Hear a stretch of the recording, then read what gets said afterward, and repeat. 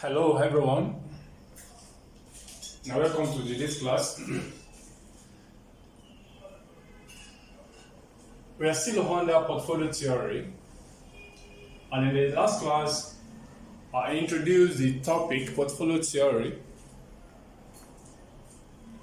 where I said that portfolio is a collection of investments, and it can be an individual having a portfolio of investments. It can be a company having a portfolio of investments. So it concerns both individual and company.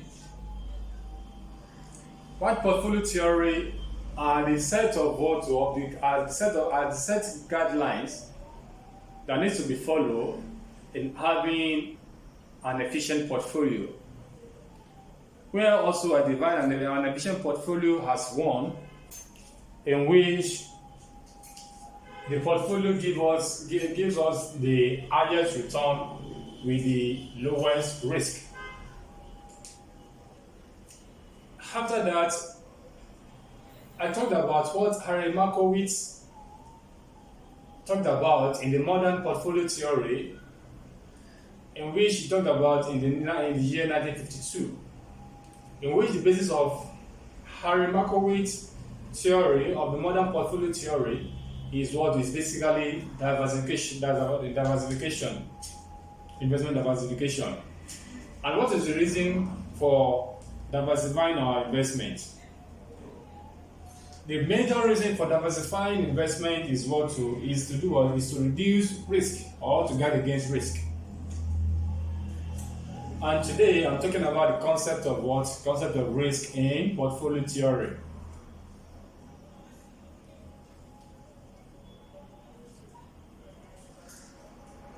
So the risk of a portfolio is the variability of not being able to is the hindrances of not being able to achieve your target return.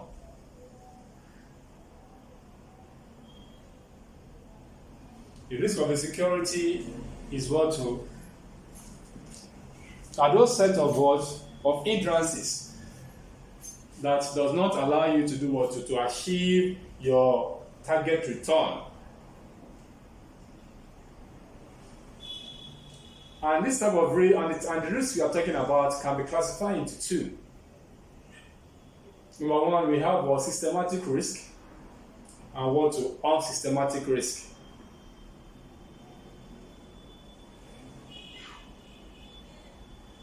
Because for every investment, for every business organization, your target is to maximize your return. So those factors that will hinder you from maximizing your return are those things that we call risk.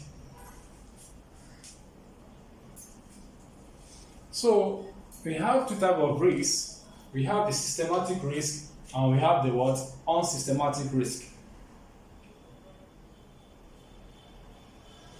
The systematic risk can be called the external types of risk.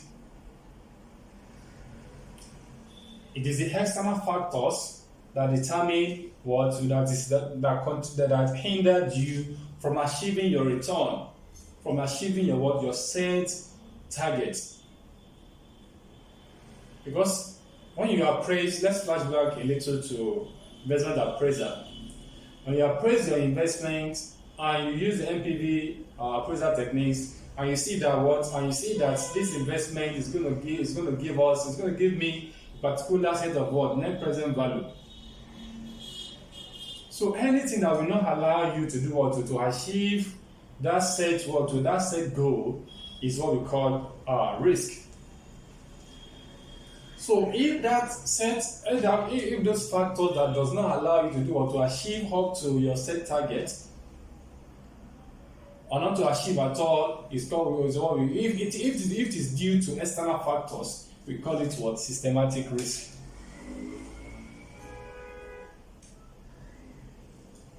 So these are the risks, these are the market risks that cannot be diversified away. E.g., interest rate. Take for example, after you have appraised your investment using a particular cost of capital, and along the line, the interest rate just changed in the market. So the financial institution that you have taken a particular loan from to finance such a project, it tends to do what to review is what the interest rate, and from there it's going to affect what it will affect the return which you have set, which you have targeted for what, for such investment. So if such risk is due to, if such factor is due to external factors, if such risk is due to external factors, we call it what, systematic risk. So these are the market risks that cannot be diversified away. You cannot diversify it. You don't have control over it. We can also call it what, uncontrollable risk. E.g., interest rates, recession.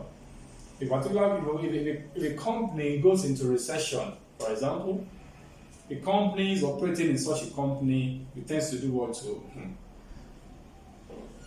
you not find it very, very easy at all if such companies are not strong.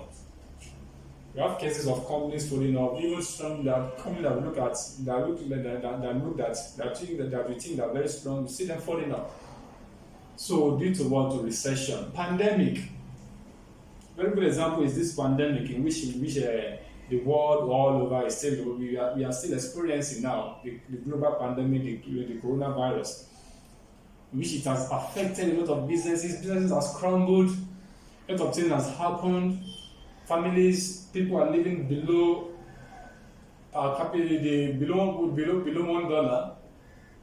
The per capita income has diminished. People are falling towards abject poverty. Increase in unemployment rates. So these are factors that condition that doesn't allow you to do what to achieve the set target. So any factors that are due to external factors are called to systematic risk. So another name for systematic risk is called beta risk. You can call it systematic risk, you can call it beta risk, you can call it uncontrollable risk, you can call it external risk. Okay, having said that, unsystematic risk, the second type of risk is the unsystematic risk. This is specific to individual stock and can be diversified away as the investors increases the number of stocks in his portfolio. It represents the component of the stock's return that is not correlated with the general market moves. It is also known as alpha risk. Simply put, unsystematic risk is the opposite of systematic risk. These are controllable risk. And how can we control it? Basically by diversification. If you diversify your investment very well, you're able to control this able to guide against this type of risk. To layman language, if not put all your eggs in the basket, you're able to to guide against the unsystematic risk. It is controllable. If you can do if you can diversify. So for example, you have a portfolio of investments. For example, in a coat, in an umbrella company, you have investment in an umbrella company. You have investment in an ice cream company. So therefore, you have diversified. You can also think about geographical diversification. Industry diversification. You don't invest in one industry. You don't invest in one line of business and stuff like that. So if you can do that, you can guard against the unsystematic risk. So this risk is specific to individual stocks and can be diversified away as the investors increases the number of stocks in his portfolio. It represents the component of the stock's return that is not correlated with the general market moves. It is also known as alpha risk, e.g., business risk.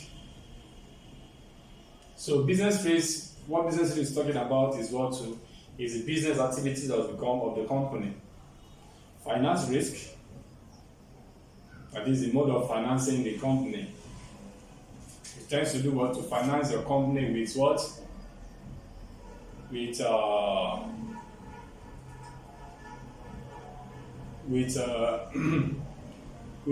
debenture, with fund in which there is a particular with fund in which you can claim tax return on it, you can have some tax savings, tax benefit on it. With that, it can tend to do to guard against some risk.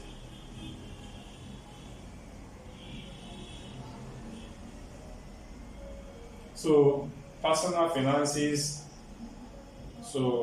personal savings, personal finances, personal savings, borrowing from friends and family, in which the finance, the mode of finance does not accrue recurrent financial responsibility. So you can do that. You can definitely diversify. You can definitely guard against you have basically guard against the unsystematic risk. So management risk, we have competent management that can handle your company for you. You have competent financial advisors that can give you financial advice. It tends to do to guard against any unsystematic risk. So basically, we have to talk about risk in a portfolio, which are systematic risk and unsystematic risk. And I've tried to explain what we mean by systematic risk and unsystematic risk, and how to and the one which we can guard against, which is the unsystematic. Systematic cannot guard against this. And basically, the capital asset pricing model is talking about systematic risk, because it is assumed that we have to do to guard against this type of risk. You shouldn't bother yourself talking about unsystematic risk again, because we have guard against it, because it's controllable. You are able to control it. So we should center our energy and because we should concentrate on the systematic risk. That is what capital asset pricing model is talking about. So when we get to the capital asset pricing model, we talk about systematic risk in detail, but still under the portfolio theory, we are looking at systematic risk and unsystematic risk. So portfolio theory is talking about total risk, which is systematic risk and unsystematic risk, while capital asset pricing model is talking about systematic risk. So at this junction, I've tend to do justice to what at times as risk of a portfolio. The risk of a portfolio is total risk, which is combination of systematic risk and unsystematic risk. At this junction, we're going to call it a day now. If you have any comments, kindly click on the comment section, put down your comment there. If you have any question, click on the comment section. Please put your question there. I'll be glad to attend to your questions. If you have not subscribed to this YouTube channel, kindly click on the subscribe button, watch the video, share the video, like the video. I'll meet you next time. I remain yours, m&mtheory. Thank you.